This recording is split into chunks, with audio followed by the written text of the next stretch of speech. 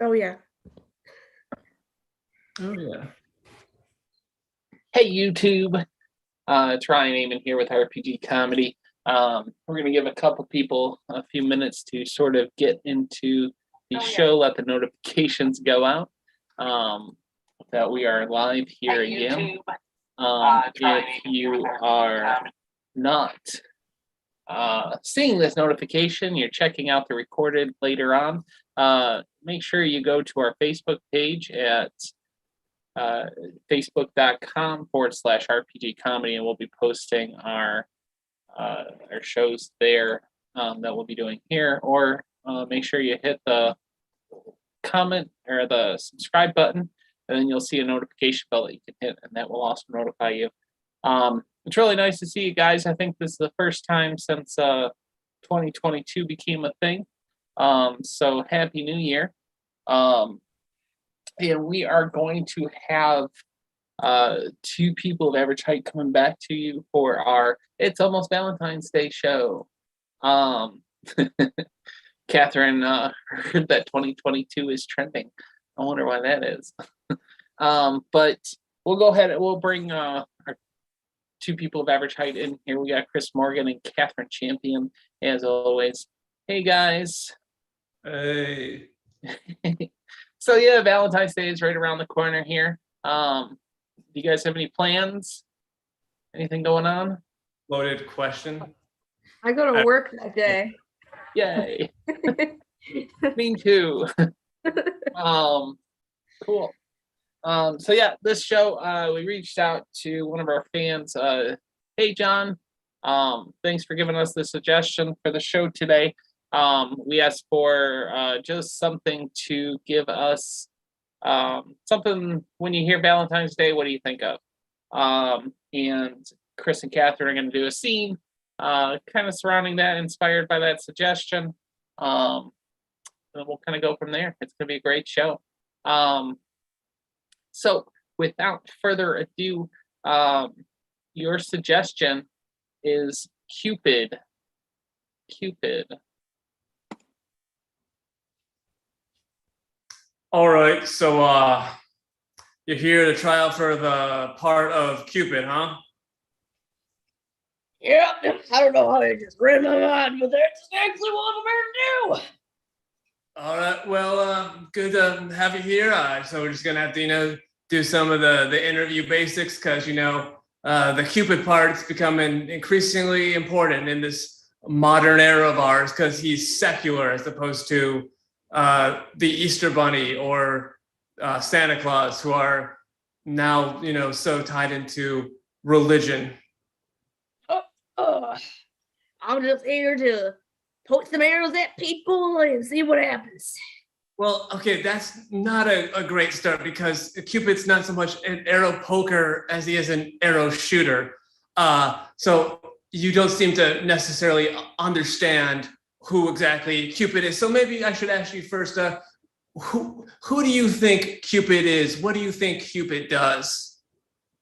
I suppose Cupid just randomly looks around at a sea of people and decides, yeah, they look like they could be together. And then he, takes out a bow and the stick thing and arrow. Hits him.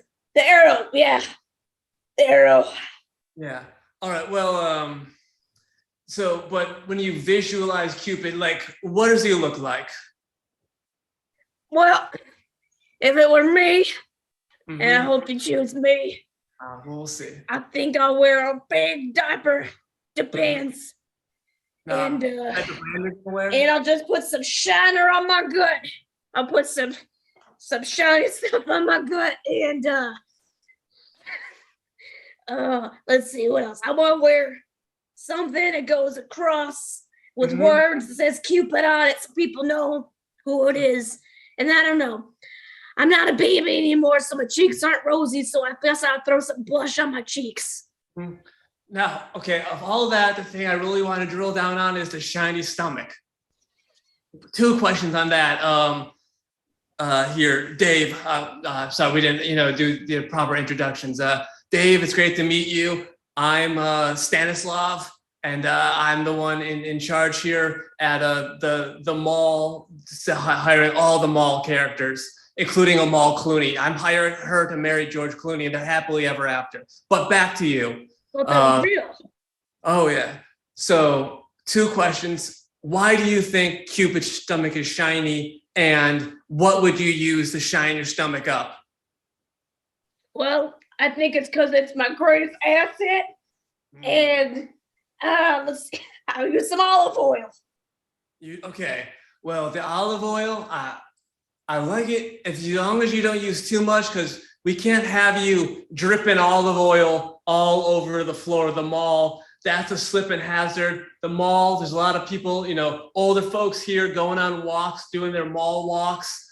And we can't have them slipping and falling and hurting themselves because you left olive oil on the ground, or young people too. I mean, anybody can fall on olive oil. You could be a great athlete. You could be Detlef Schrempf, for example. He slips on olive oil. He's still falling. He's still getting hurt. So you gotta, what? Hey, I think I got some olive oil around here. I keep all the oils around. Got some peanut, got some canola, got some grape seed. Here's the olive oil. Okay, I want you to put this olive oil on your stomach to show me the amount you would use. I want to get a good sense of sense of proportion.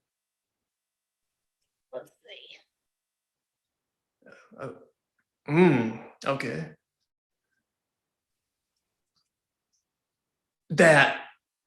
I just gotta say, that's too much olive oil for a stomach. It's gonna look like you just gave birth in here, like your water just broke. That's how much olive oil it is. And this is not a junior situation, Dave. I understand you're not, gonna get pregnant here, but that's just, I gotta say, that's too much olive oil. I would, I'll work on it. I was just wondering if I think it was like that. Can I pitch an idea to you? Yeah, I mean, I should be doing more interviews, but you're an interesting guy, Dave, so I'm going to keep talking to you for a little while longer. Instead of olive oil, because I'm not good at proportions of that. What if I painted my stomach and gave it a face? So that way I could go up to people and say, hey, that person looks like a nice lady. You two should go out. Well, would you think that would work? I think that's more effective than throwing arrows at people, because that hurts. Okay, so you went from poking to shooting to throwing. Will you just land on one way to use your arrows, Dave? Specifically shooting them. And also, I should say, you don't actually shoot arrows here at the mall. We don't do that anymore in this post-Columbine we gotta talk about Kevin world. No more shooting arrows.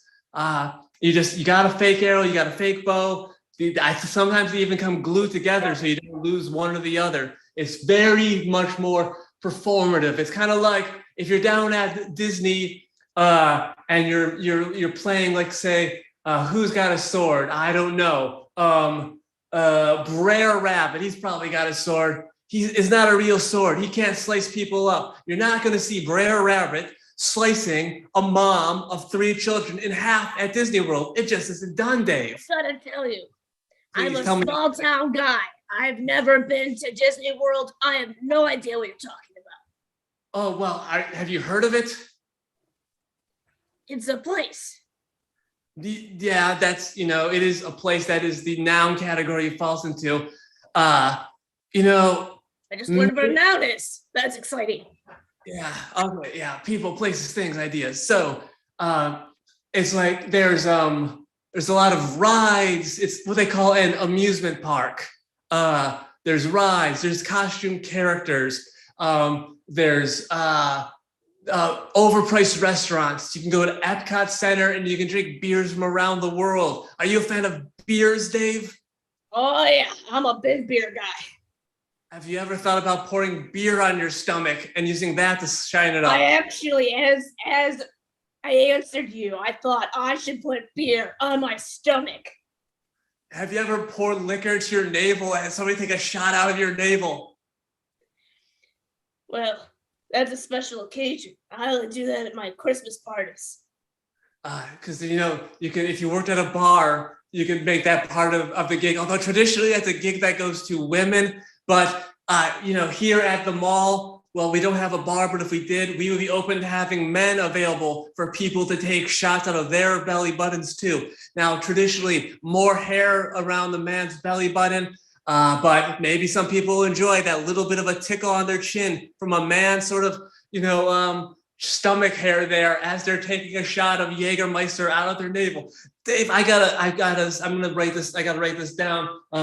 Save it for later. I do like this idea because I gotta say, my navel would definitely get some people drunk. Oh, you got a deep innie. And it's wide because I said I got a good gut. It's my best asset. Deep. You do have a good gut, and well, that's what you say. I'm just repeating what you say. In my position here as a hiring person, I can't be saying things like you've got a good gut. I can't, be talking about guts or, anything like that anymore in that sort of sense. It's like I can't say you got a real kissable face anymore. I used to say that to 1 out of every 3 people that came here. It's not even I wanted to kiss them. I just thought their faces were very kissable. You just like to compliment people. I don't think there's anything wrong with complimenting people like that. Yeah, and I go up to the guy playing Santa, and his name at the time was McGregor. I said, McGregor, I gotta say, you got a real kissable face, you son of a bitch. And it was bad news for me. I had to transfer malls. That's a real shame. That's a real shame. I think he was just a little insecure about his masculinity, that he can't have another man tell him that he has a kissable face. And also his masculinity, because he was on a lot of mescaline at the time, which I think was not ideal to hire a Santa Claus who was addicted to mescaline. But he said he had a real beard. It was all real beard. That's impressive. Yeah, I agree. Be able to grow a big old gray beard like that. Now the top of his head, it was still all a shock of red hair.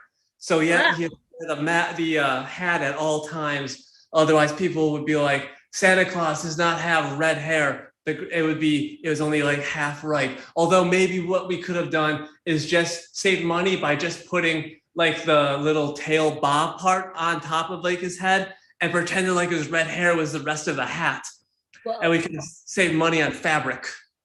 Fun fact, I'm a big fan of 25 Days of Christmas, and I've seen the movie with called Kris Kringle, and his hair was red when he was young. So if Stan didn't hit that certain age yet, he could still have red hair and a gray beard. I'm just saying. Right. I suppose. Yes, when he was also, I feel like when Kris Kringle was young, he knew everything. And Mrs. Claus, she a punk who rarely ever took advice. And then they were guilt-stricken, sobbing with their heads on the floor. I believe at some point they stopped their breath in a shoe full of rice now. Or am I thinking of the song "The Freshman" by Verve Pipe? I don't know. I'm lost, Dave. Where were we? You're a big fan of 25 Days of Christmas as well. It's great. Yes. Great. ABC Family, now Freeform. Yes, now Freeform, home of Single Drunk Female, which I see ads for on Hulu all the time.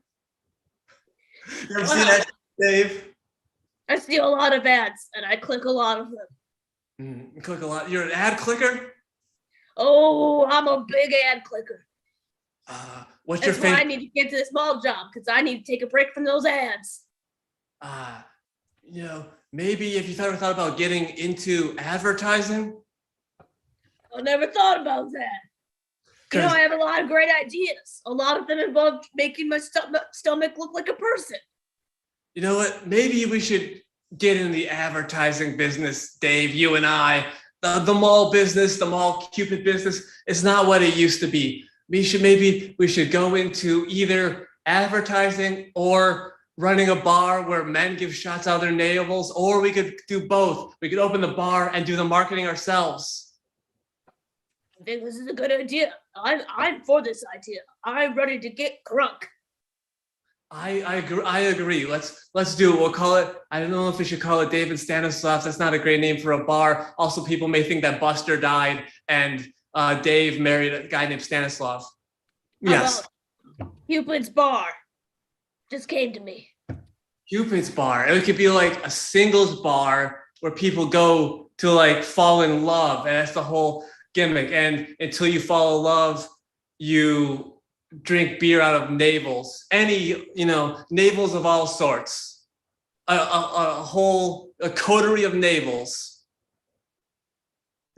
I like this. We should really write this business plan down after I quit this job.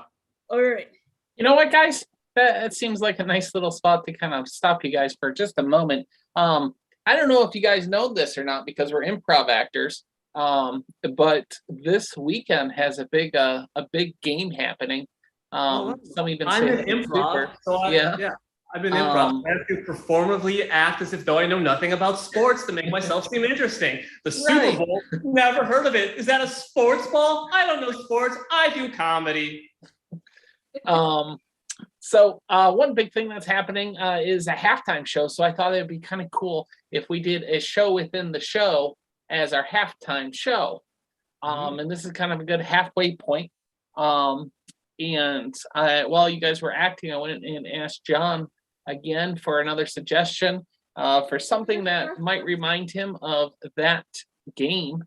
And he immediately said, big, giant foam fingers. Oh. So I'm going to have you guys do a quick little scene for our halftime show here. And I'll see you guys in a few minutes to bring you back to where we left off. Bye. Dale, I'm so glad we did this. Look at that. I got 10 more in my van because I'm a soccer mom. Yeah, I know, but like my fingers seem so foamy. You don't seem like yourself. You know what you need? You need a Snickers bar. Okay, hang on a second. Let me throw this giant foam hand away because I already have one hand available. Now I'll grab the Snickers bar and I'll go. That's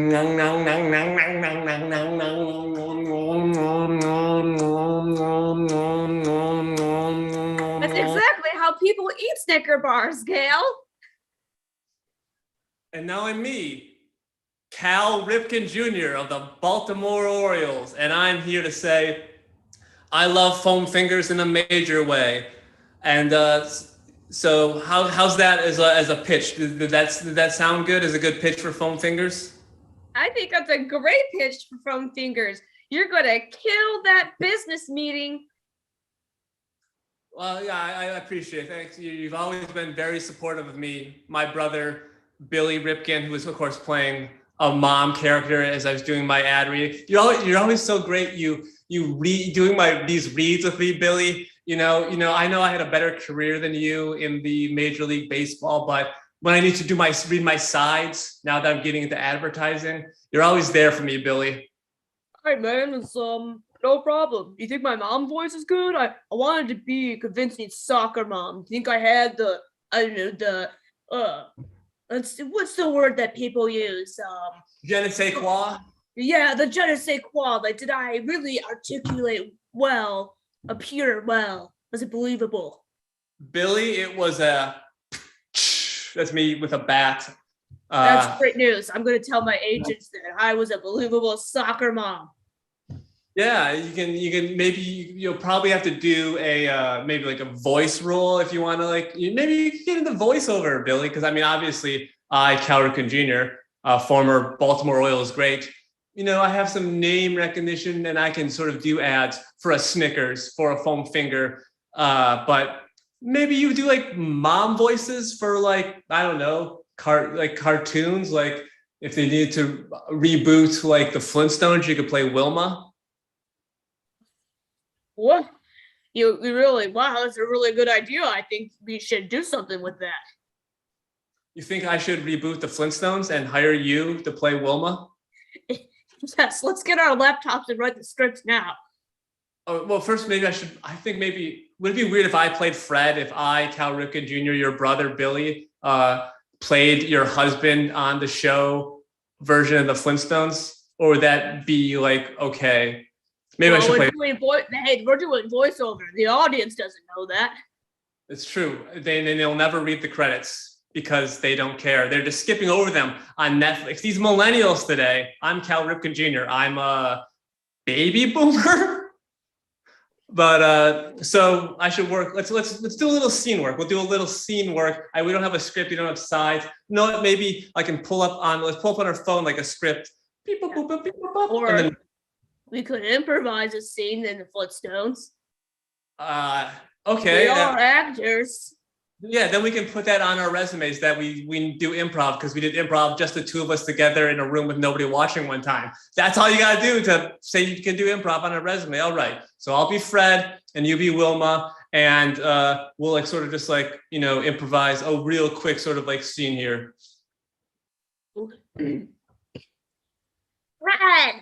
Fred, you need to feed Bam Bam. I'm tired of doing all the work, Fred. All you do is turn your TV on and sit in front of it like this.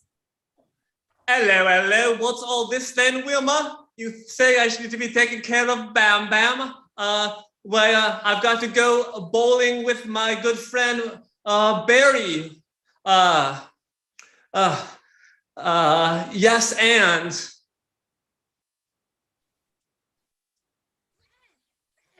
Just go out and do bowling.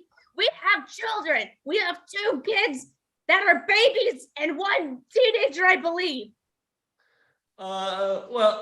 He's never around. I don't know, Billy. I feel like I'm really striking out. I'm Cal Ripken for Snickers. Yeah, man. No, I should just stick to playing. All right, guys, that seems like a good halftime show. But before we return you to your normal broadcasting, let me just tell you to make sure you like, comment, and subscribe on the channel here, and then hit that notification bell. And if you want to see some more stuff, go to our Facebook page at facebook.com/RPG comedy. So I'll see you guys at the end of the show. Good halftime, guys. Bye. I don't know, Dave. I'm so nervous. I don't remember what my voice used to sound like. But I know mine was very guttural. That's all I need to know. I think we had kind of similar voices. Maybe it's why I got along so long. Okay, thanks, Dave. You've already helped me get less nervous about our big opening of Cupid's today. I'm really excited about this. Yeah, me too. Man, I'm definitely gonna need some tea after this grand opening, though. That's for sure. Yeah, it's Do you think we did enough marketing? Do you think that we did a good enough job? I went around the mall and I painted my stomach and I said, "Come to Cupid's bar." I'm gonna switch it up and do a different voice. Hold on. Okay, yeah.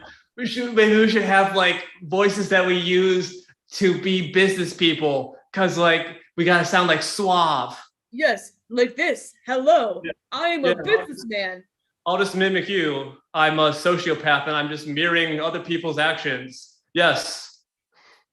That doesn't sound terrifying at all. That sounds normal to me. Yeah, I'm all right. We got great voices to use now that we're businessmen running a bar for singles. All right. Yeah, that was great advertising you were doing there. Thank you. Is your navel ready for people to drink out of it? Yes, I moisturize before bed. Well, there's one thing that's important for drinking alcohol out of a navel is how soft it is. So I'm glad to hear that you did that. What's the hair situation around there? It's been 1 week since I've shaved. It's been 1 week since you shaved your navel. All right, well, that's... Yes, the wife at home complains about the hair, so I usually shave it. But now she understands I'm a businessman now, so she is allowing me to not shave it anymore. That's great. I'm glad to hear that, compromise is key in relationships. I hope you gave something back to her, in that, give and take. There's this fireman thing that she likes that I do, and I've been doing that more often than usual. You shoot goo out of your wrists at her? That's exactly what the fireman thing is. I don't know how you knew that was the fireman thing, but yes. Oh, fireman. I'm sorry. I have earplugs in my ears because I wanted to be really loud in here. You said fireman, not Spider-Man. Yes, I do the fireman thing. Okay. You hang out with a Dalmatian and eat a bunch of chili with your friends? Yep. She loves when I come home after all that chili. You know what happens next when you eat a lot of chili? I sure do. You can baby bird a bunch of chili onto her face. You know a lot about my life. You're someone that I've just started doing business with. Well, as we've been preparing this beautiful bar here, you've maybe let slip more about your personal life than you realized. Like the various things that you do. Also, I'm just a good student of human sort of I just knew intuitively that Dave seems like the kind of guy who regurgitates chili onto his wife's face, and she seems like she would be into that. Are you telling me you're a medium? I used to be a medium, honey, but I've been a large for so long now. Oh, you definitely are. That's the kind of joke someone who can I don't understand how mediums work, but you empathic with people and connect with the afterlife or something. Yeah, mediums traditionally they're talking with the dead. I could not talk to somebody. I could channel like a dead person right now. I don't know if I could see. I know we're opening in 5 minutes, but before that happens, I'll talk to a dead person before we start doing bar stuff. Any dead person at all. Who should I become? Let's see, I would love to talk to my great uncle Stan. I'm curious what that guy's up to. His name's part of my name. It's but hey, maybe that's why you thought of him. All right, so your great uncle Stan. Okay, I just got to connect with the spirit world. I've got to put on my spirit sunglasses. I've got to put on. I got to have a.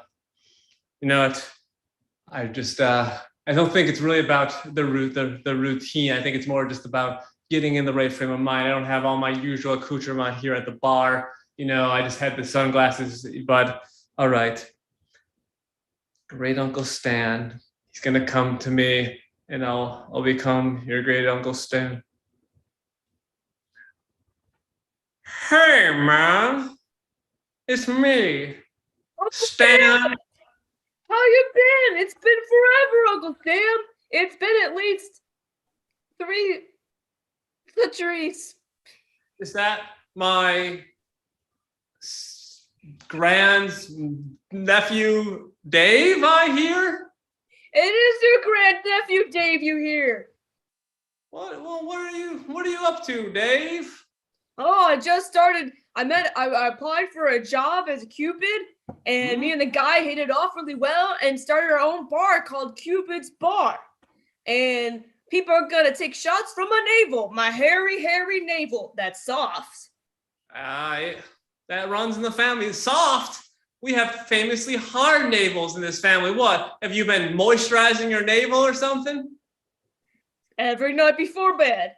I'm glad to hear. My navel was so hard that I could grate cheese with it back in the day, and I often did. And then I would eat it and then regurgitate it onto my wife's face.